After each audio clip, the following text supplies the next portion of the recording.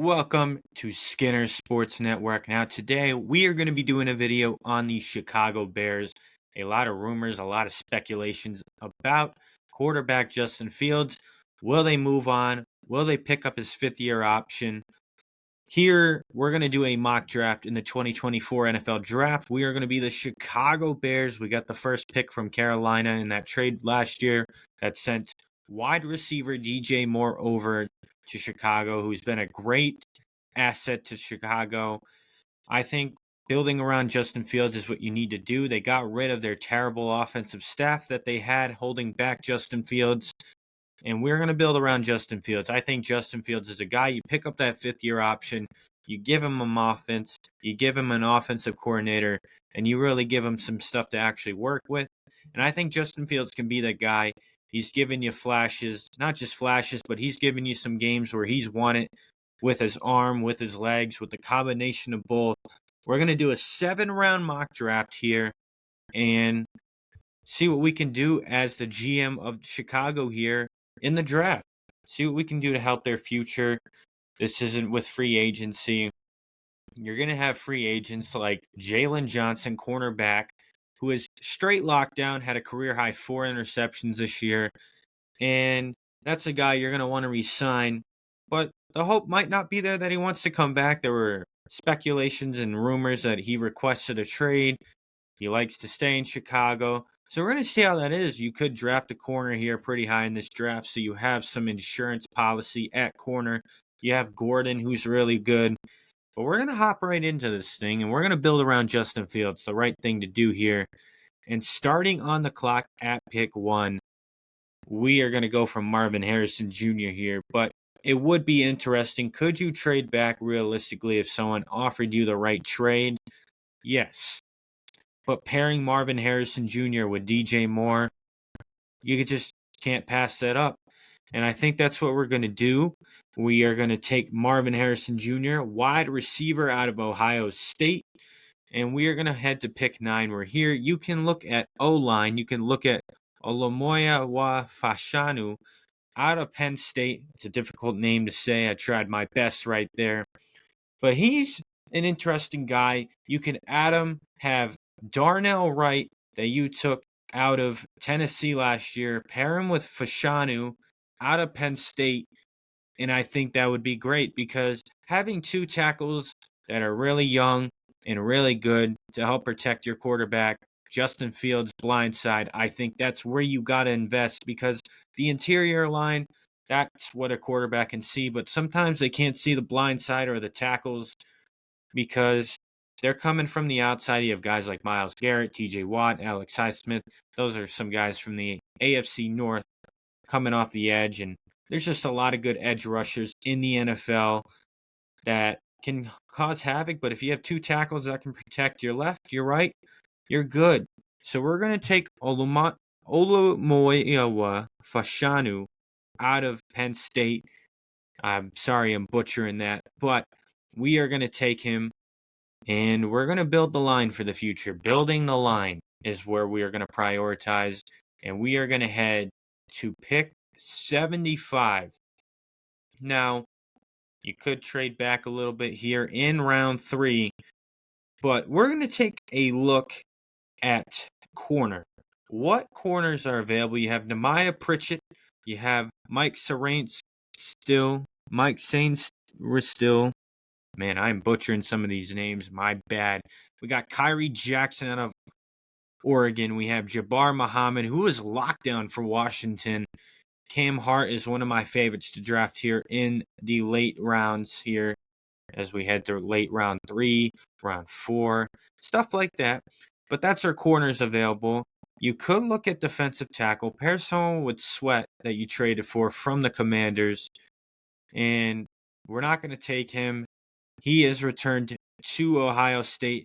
Tyalik Williams, he recently returned to Ohio State, and along with Emeka Buka and a bunch of other guys like Henderson that are returning to Ohio State. So he is not available. We are going to cross him off the list. He is not here. So defensive, interior, and cornerback, nothing too strong right now. Nothing that I like for guys. But let's take a look at some interior line. You could wait a little bit to take Zach Frazier. Now, looking at Zach Frazier here, he had a 74.5 PFF grade overall, played 12 games, 806 offensive snaps, 447 run, 359 pass, gave up 0 sacks, 3 quarterback hits, and 4 hurries. You could put him at center. I think he'd be a good fit here to pair with Wright and Fashanu. Frazier would be a perfect guy to pair here on a young offensive line. You're taking him at pick 75. He's ranked 87th best prospect, but you cannot pass up on Zach Frazier. Zach Frazier here is the guy I like coming out of the center class. I think he's going to be good, and whatever team can get him will be great. So we're going to take Zach Frazier here. You got your tackle, you got your center, and throughout this draft, we're going to definitely take a look around at some young guards. Really build a young offensive line for Justin Fields. Not just young, but good. And now we're going to head to pick 110. Now, with Khalil Herbert, if you really trust him, you wouldn't look for running back. But if you don't, you could here. And, with Johnson too, Roshan Johnson, who's a young guy, he could pair well. We're not sure what that backfield really looks like, considering it's been off and on with who's healthy, who's injured. It's really something interesting. You could look at a running back here if someone's jumping off the board, like someone like Audric Estime out of Notre Dame, who would be great. Buck of Montez Sweat, who you traded for, and he's paid off. He led the league, or not the league, but his teams in sacks, the Commanders when he was there, and the Bears, which is pretty impressive. And that's a good piece to build around. So you could look defensive interior here, see what's on the board. Nazir Stackhouse, let's take a look at what they think. He's a great run defender. Pass rush could be improved upon. He had a pass rush grade of 57.4. True pass rush grade 56.5. So room to work on the pass rushing, but great run defender. Got a 74.8 run defense grade, which is good. Unfortunately, here is where his weakness is in the pass rush. You could work with him, though, get him better. He has a 5.8% for run stop, but you could look at him if you're looking for run defense. I just think Chicago might need more people that can get to the pass rush or to the quarterback here. Nothing really sticking out. Linebacker is always good to look at. Never too shabby to have a third linebacker behind Edmonds and Edwards, TJ Edwards and Tremaine Edmonds, who came over from Buffalo. Edwards came over from Philadelphia. So you got 2 good free agents from last year's class. And you got him at linebacker on the inside, which is good. If you have 2 inside backers who can hold down the fort and communicate to the defense, you're already doing well. And having TJ Edwards and having Tremaine Edmonds, who's the better Edmonds brother, is perfect. That's investing in your free agency class and spending money in the right areas. Now, you could look at special teams if needed, if you don't feel too strong about that. Not much of a guy here myself to look at special teams. You can definitely find those guys in free agency and undrafted free agency when guys aren't drafted, because sometimes you find some gems. You could look at tight end here. Look at someone like AJ Barner. They think he's a good route runner, average. He could be a good route runner. He's great in the run game. If you're looking to get a better run game, he had an 81.4 run block grade, which is pretty great. Drops are a concern here with an 8.3% at drop rate. So someone you might avoid. Can have some good games here and there. He had an 89.1 grade against Rutgers, 93.2 versus Minnesota. So he's capable of good games. He had a 94.4 grade against Michigan State. So he has his games, but he's just not. Cole Kmet is a great tight end. You can pair him with a 2. We're going to look at corner here. Corner and Kyrie Jackson got an 80.5 grade overall. Now we're going to look at some advanced stats 9 incompletions forced, 7 coverage stops. He had 1 drop interception, which means he can get to the ball. Overall, a good defender, a 77.4 coverage grade, um, a 50% completion rate. He has a 77.4 coverage grade, good in run defense at 82.2, and a coverage grade of 77.4. I mean, he can be overall a good player for you. And if you let Gordon be a 1, because Gordon can be a 1, Kyler Gordon can be a 1. And you put him with Kyrie Jackson, who transferred from Alabama. I think this could be a good pick right here. So pick 110, you're going to grab a corner right here, and Kyrie Jackson could be a good pick right here. Overall, a good player. Now we're going to speed ahead to pick 125.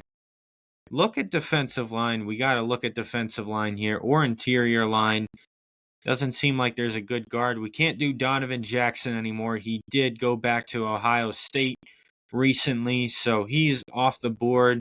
You could look for later at pick 146 or 186 at Javon Cohen from Miami, or Miles Frazier if you wanted to look later in the draft for a guard to put for depth, because it's never too bad to have a guy for depth. Now, Travion Henderson's off the board too. He's one of those other Ohio State guys that went back. So he's off my draft board completely. He went back to school. Let's look at wide receivers here too. You could get Trey Harris from Ole Miss. He's one of those guys that you could put in the slot a little bit, teach him the slot, put him on the outside. Not many. If you look at him, doesn't have many slot snaps, 49, 53 compared to his outside, but you could teach him the slot, and you can put him outside, which in turns allows you to put Marvin Harrison Jr. in the slot. Marvin Harrison Jr. can play outside, play inside, and he has a good route tree. Marvin Harrison Jr. Get Trey Harris a little later in the draft. Caesar Sportsbook. No pictures are showing up. Now let's head to linebacker. Ooh, linebacker could be good. I'm going to take a look here at Junior Colson, who is pretty solid. Has spent some time at Michigan in the developing Michigan program that's developed their players well. And I think having a third guy behind Edmonds and Edwards is good. If you can have 3 solid inside backers, you're doing well. You can play a little bit of mixed coverage or mixed guys where you could have Colson Edwards, Colson Edmonds, and TJ Edwards. And I think that you could have some talent here at 3 inside linebackers and really mix and match. So we're gonna take Junior Colson here. I really like that pick here around pick 125. And listen, if you wanted to get Theo Johnson here as a tight end to pair, you could do that. I think that's what I'm going to do, and look to get Trey Harris later in the draft. Theo Johnson, pair him with Cole Kmet, and you have a 1-2 punch better, or more of a 1-2 punch compared to what they have right now. Cole Kmet really came onto the scene this year, has really improved each game and each year so far in the NFL. Get a guy behind him in Theo Johnson. You gotta have a 1-2 punch at tight end. You look at the Bills, who have Kincaid, and they have Dawson Knox, and you gotta have a 1-2 punch at tight end if you want to be the best, because having 2 good tight ends allows you to open the field a little bit for your wide receivers, for your run game. So we're gonna grab Theo Johnson here. He would be a work in progress. You're getting him at pick 146, and he's ranked 142. So we're gonna take Theo Johnson, get a second tight end, and then the next pick, we're gonna go get a wide receiver 3.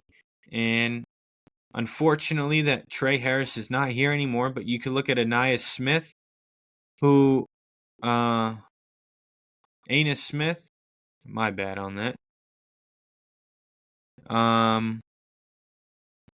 He had a 77.0 PFF grade. Contested catch 55.6, pretty good. 2.2 2.27 yards per route run, which is really good. Um, you could definitely develop someone like Anaya Smith. Um, you could look at Isaiah Williams from Illinois. He has some good stuff to him. Jordan Whittington could be interesting. Oronde Gadsden. Some of these names are tough for me. I will get better as I make more of these videos.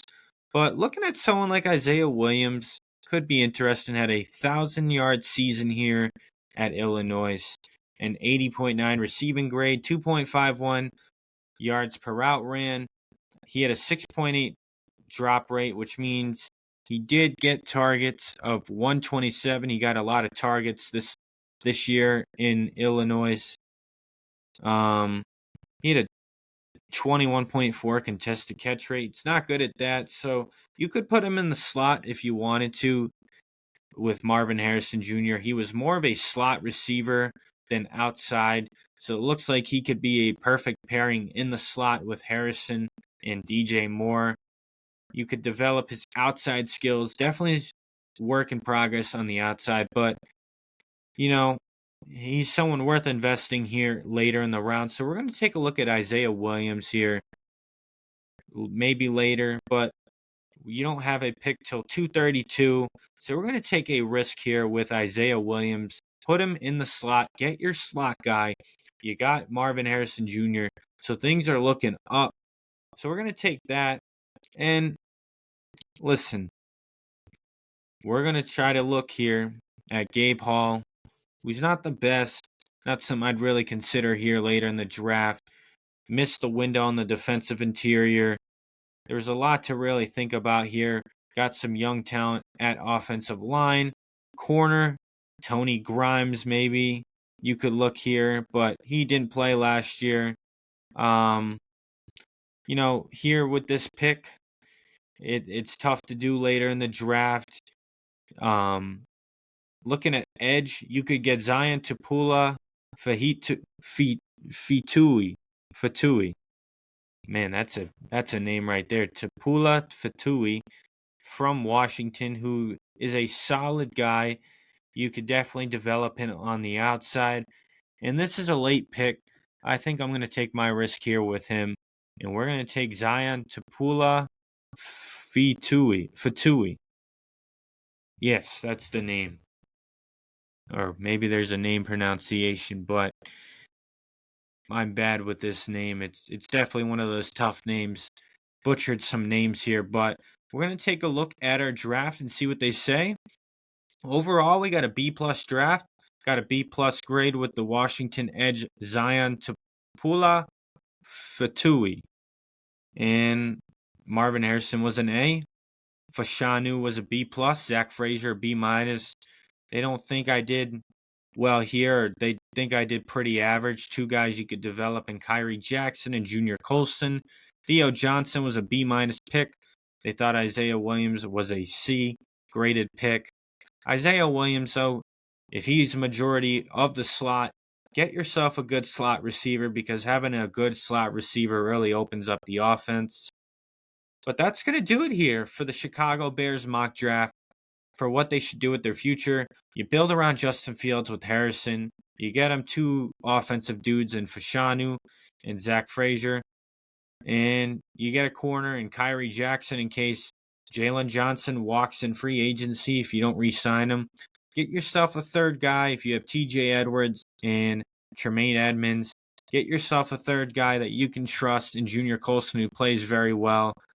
And then Theo Johnson, get him as a late round tight end here.